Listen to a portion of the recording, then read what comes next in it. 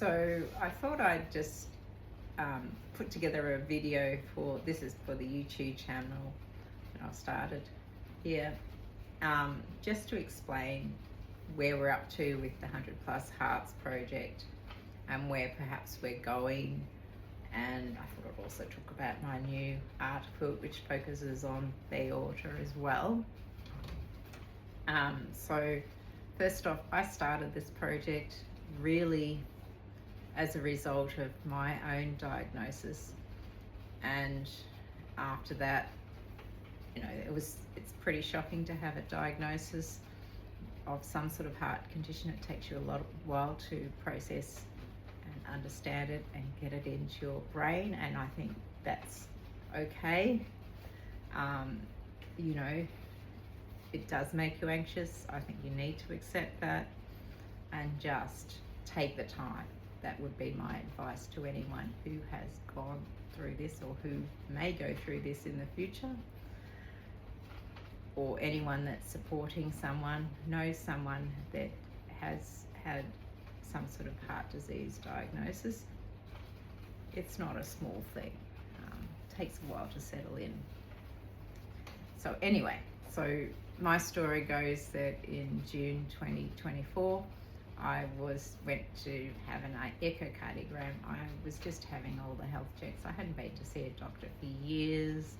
I was 55, I thought about time. So my father had heart issues, so I mentioned that to my GP. She sent me for an echocardiogram.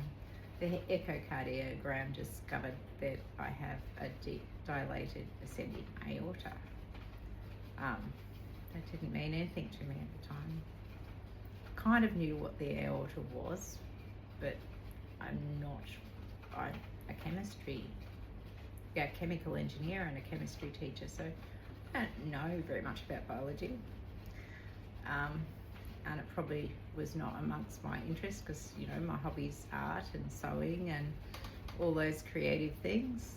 There's only so much information you take on in your life, and knowing the ins and outs of the aorta and its function and what could go wrong was not one of them. My GP didn't explain a lot, just referred me to a cardiologist who explained it all with exploding aortas, and that's what can happen if it's dilated, and it was a lot of information all at once, to be fair. And that took me a little while to process, which is, I think, normal for everyone that sort of gets in that situation. So in terms of what this means, symptoms wise, it doesn't affect your life a great deal, I guess. The thing is that what I have done is I've had CT scans to try and measure accurately the size, and supposedly the last CT scan is the most accurate. That said 4.5 centimeters diameter. The one before that said 5. The one before that was 4.7. The echocardiogram, the initial one, said 4.85. So it's a game of numbers, but you have to believe the one that they tell you is the most accurate. And so what happens for me is I go back to my cardiologist once a year and do scans and CT and echo to check on the heart, and then watch and wait until it gets to a size that's considered dangerous. So that once the aorta enlarges in diameter,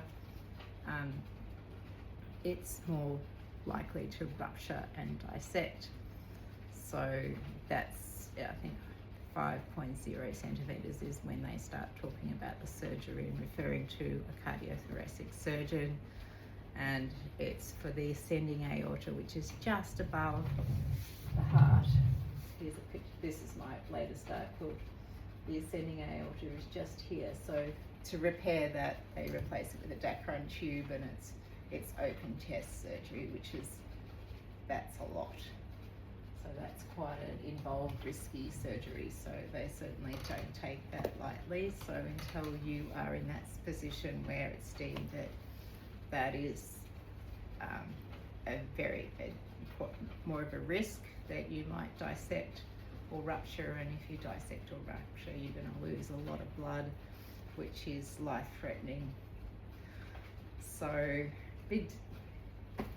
potentially it's a life-threatening medical condition, but really to live with it, not a big deal. You just have to be monitored. Now, so I made a heart patch for the 100 Plus Hearts project, and this is really, my journey started because I found there was no, support. It was difficult. The information I didn't think was as easy to come by. You had to find, and I was really thankful to join the Facebook support groups like My Heart, My Life, part of the Australian Heart Foundation, and later I joined Her Hearts, up with Her Heart Australia, who support women specifically, and they put me in touch with a cardiologist in Melbourne, which was really good because I just really struggled with my initial cardiologist. So persist, that's what I did. So my beautiful heart patch is all pieced and made it up as I go along. It's Rhonda without a H. My dad's Ronald, my mum's Glenda. They put their names together. It's beautiful. So this is to be part of the 100 patch. So we're trying to bring awareness of the significant impact of heart disease on women like myself. I thought there must be lots of women out there who are crafters, artists, sewers, or just want to have a go and put together. It is a big artistic quilt. So anyway, I'll just give you a little rundown on my quilt. So the quilt just shows the aorta here. That's where it is, and its branches. And it's a work in progress, so I'm still finishing it up. But there's a few statistics, so it does tell you that 70 mils of blood per heartbeat, and that's at rest. So it's a lot of blood that goes through the aorta, and that equates to about 5 litres of blood per minute. I believe they call that cardiac output. I have learned so much. Anyway, so there's a few things on here that I've included. So think aorta, which is, because so much of aortic disease and the resulting dissection, which is a life-threatening emergency, is missed. It can be misdiagnosed, and people will lose their lives if they don't get the help they need, the medical attention they need. And apparently the statistics say it's missed in about 50% of cases, so that's really high. So one of the things Think Aorta do is to raise awareness in the medical community, and they're an international organisation that started from the UK but have got outreach across most of the world now. So the message is get a CT scan for definitive diagnosis. So basically I've talked about the aortic aneurysm. Now what I found recently, which is quite interesting, is female specific. So part of this quilt is, what historically women have not been included in medical research. Apparently our hormones are confounding variables, which doesn't seem right. So most medical knowledge and medicine is assumed to be genetic, but the medical knowledge is actually based on males' bodies. So it's not until very recently that it was acknowledged that females actually have quite different symptoms of heart attack, and for that reason a lot of women weren't diagnosed with heart attack, and there's been a high mortality rate for women because of that, and that still is a problem. So there's still, that's why the awareness, it's about all heart conditions, not just my particular problem, but my particular problem does have the same issues. So, and I didn't know this till very recently, and I believe this is very recent research. So the knowledge about heart attacks, cardiac arrests has dated back to about 10 years ago. This is only in the last year or so. There's a journal article that came out in March, I think in 2025, talking about the difference is between thoracic, which is chest, so the aortic aneurysms that are in the chest, they're the ones that are to do with the heart. You can have ones in the abdominal, but that does not impact the heart so much. So really, one of the things that happens with this is, and this worried me a bit, but it'll be a good conversation to have with the medical professionals, that apparently the research does say that there's a 3 times faster growth of the aneurysm in women. I don't know why, and maybe it's to do with after menopause. So certainly well and truly after menopause, there's a reduced because the estrogen apparently protects the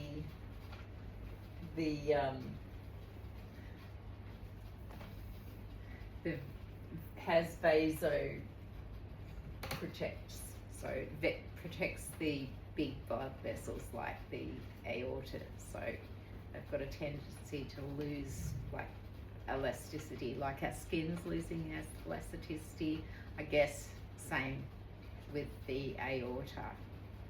So there's that effect after menopause. So also the aorta needs to relax and stretch and relax, and it loses its elasticity and it gets stiffer as we age, and that does happen more after menopause for women. So maybe that's why it's 3 times faster. There's also evidence that the symptoms, so similarly to what we now sort of understand with heart attack, for women, the symptoms for aortic dissection can be quite different. So there tend to be, the evidence is saying that it tends to be less abrupt, so maybe there's more warning. It's not as bigger, I guess, pain as they would tell you. Like they told me that what I really needed to look out for was an excruciating pain between the shoulder blades at the back, which maybe they're saying that's more of a male thing, I think. So they have, it's less abrupt and it's not the typical symptoms that men get. That's the new evidence coming out for what it's worth. Anyway, so one of the, so there lots of things to learn when you get these sort of diagnoses, and the more you learn, the better potentially you can manage, so you can then be informed and ask the right questions of your medical professionals. Some people don't like to know and prefer not to know and shut down, and yes, okay, if you more you learn, the more there is potentially to scare you, but if you can get past that, knowledge is power. That's the way I look at it, and that's what most of the experts would do say in these in talking about certainly aortic disease. So there's a couple of organisations that I've come across, it took me a long while to come across. First of those was the John Ritter Foundation. Now, John Ritter, the actor, did die of aortic dissection more than 20, not quite 25 years ago, but more than 20 years ago. And he didn't know he had an aneurysm. Unfortunately, they thought he had a heart attack, and they didn't pick him up, and he was misdiagnosed, and as a result lost his life. And since then, his wife tenaciously started the John Ritter Foundation, which is aimed at supporting people who have suffered aortic dissection, and it's also doing a really spearheading the research to find the genetic links, so that more is known about genetically what potentially could lead people to have aortic disease. So they're doing some really important work. The other group that I've come across, which I think is marvellous, is Aortic Hope, and they sort of are more focused at just supporting the whole person. So they're a whole community sort of group, so as well as giving opportunity to medical information and discussion. They've got a YouTube channel, but they also, I think, really interesting, have the idea of, you know, an aortic artist and an aortic chef and that sort of thing. So I think, why not an aortic quilter? But this is separate. I am an art quilter and a textile artist, and have been for quite a few years, and currently a lot of my art is around heart themed, because that's what's going on in my brain, that's what's interested in, and you know, this gives me a way to work out my thoughts and feelings. And this is the first one that I've done that focuses on the aorta, so it's very special to me. It's very personal. It's supposed to be like a graffiti type look. The human body here is made out of a silk. It's superimposed on these cotton batiks. These lettering is painted and stitched around. It's a lot of fun to make. They do take a bit of time. I've made it to enter into an exhibition that will happen this year, hopefully. Hopefully it'll get accepted. We'll see what happens. But anyway, I hope you're having a lovely day, and I shall sign off now. If you'd like to know, actually before I finish, if anyone wants to make their own 20 by 20 block, please, we're taking these till the middle of this year. Name, some sort of heart image. It's got to come up.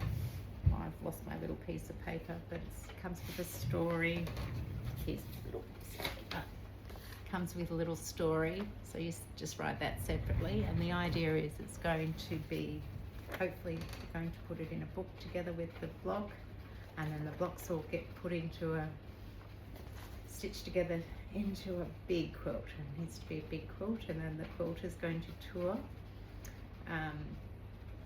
around the world, hopefully. So definitely Australia, definitely UK, definitely America. Looking for opportunities, but it won't be together as a quilt till at least later in 2026. Okay, so if you want to email me, annikeyquilter@gmail.com, or follow me on Instagram. My Instagram is annikeyquilter. Yeah, I really like as many people to participate. You can make for someone else, you can make for someone that has passed. So I've got lots that are grandmothers, and yeah, it's you can even make for someone that's famous. I believe that there's a couple of ones out there, like Mother Teresa has got her own heart patch that's going to be part of this quilt with her own story of heart disease. So that's also okay. You can make multiple patches if you have a few different stories. Yeah, so there's many possibilities there. Okay, and really excited. The winner of the Great British Sewing Bee actually has made a beautiful patch. Hasn't made its way to my house yet. It's still in the UK. So that's the lovely Kaz. And this is the most recent season of Sewing Bee. So the 11th season. She was winner of the 11th season, and she sewed one for herself as she, I think it was a mitral valve replacement, so she had issues with that a few years ago and had heart surgery to replace the valve. And and I think her winning garment was, she was heart themed.